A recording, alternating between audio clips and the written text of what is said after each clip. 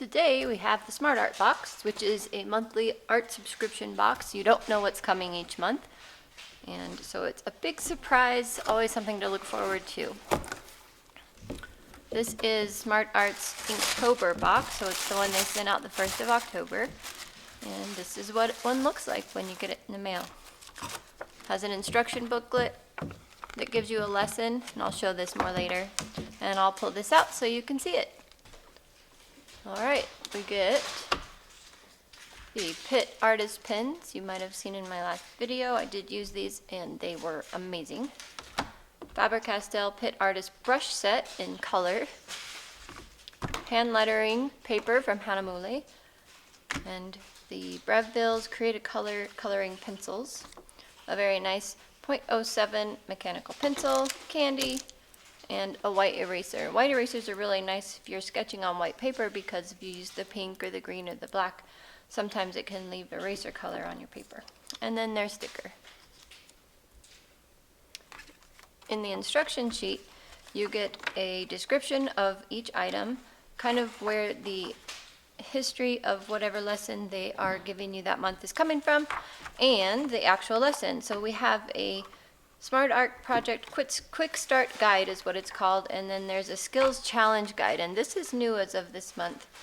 So they used to have just one project listed, and it looks like we get a skills challenge and the regular project, so that's quite nice. And then project pointers.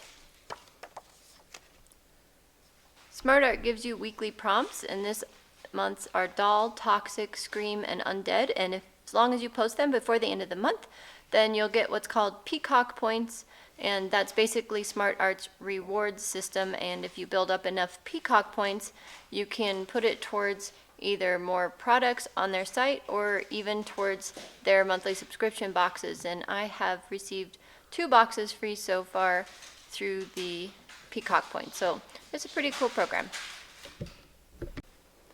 So this is the paper.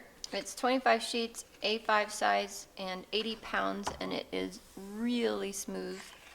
It's not that thick, but probably perfect for ink. So the first prompt in their series is Doll, and I thought we would try their new pencil for drawing a sock monkey. So that's basically the doll that I'm going to do. It's one of those old-fashioned sock monkeys. So I'm starting the sketch right now using their pencil, and it's really nice. I actually really like it. And the eraser worked great as well. And you can see I do a lot of erasing, so I like having the big eraser.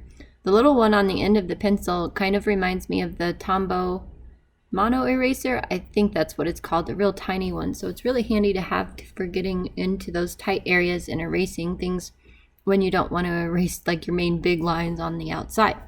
So I do a lot of measuring with that pencil as well. And then I've taken out the Pitt artist pens and I'm just lining my monkey. And I think it's so funny with these monkeys because in every picture you'll see of them, and even if you had one growing up, remember when you had to prop it up, the arms had to go inside of the legs or they would fall over. So it's so funny because it always looks like these monkeys are holding on to their middle. So I love the color markers, the Pitt markers. They are really nice. They go on this paper really smoothly.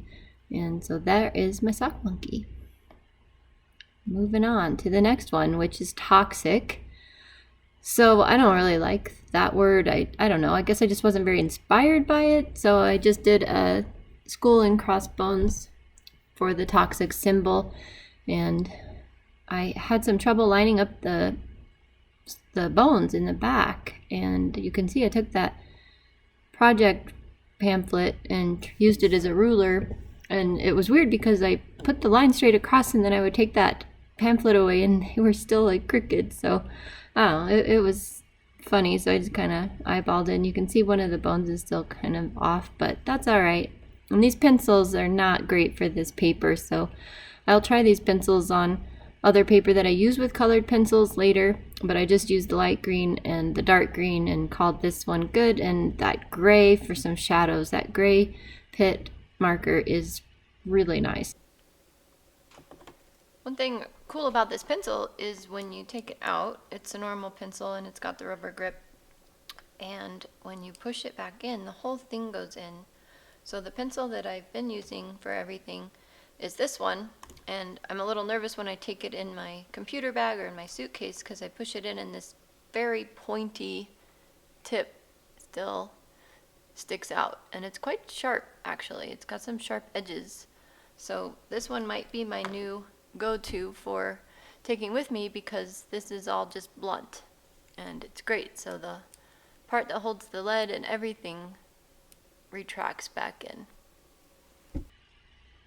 And here I am drawing Scream, and I tried drawing the lady over on that side, decided I didn't like it, erased her, moved her to the other side, and she's screaming out and it comes into these colors, and I was having a hard time deciding how I wanted her hair, so I just left it there for now and worked with it later. Grabbed the ruler for these straight lines for her Scream, and now I'm taking one of the Pitt markers, the liner actually, and putting in my lines, and then you'll see in a minute I'll be using those markers that I keep raving about because they were so fun on this paper, and putting in some color in the back. So I just chose two colors, the corally color and the yellow, and had to do some lines. So it does show the streaks because these are big spaces and not that big of a tip on these particular markers, but I still like the way it turned out. Having the lines in it worked out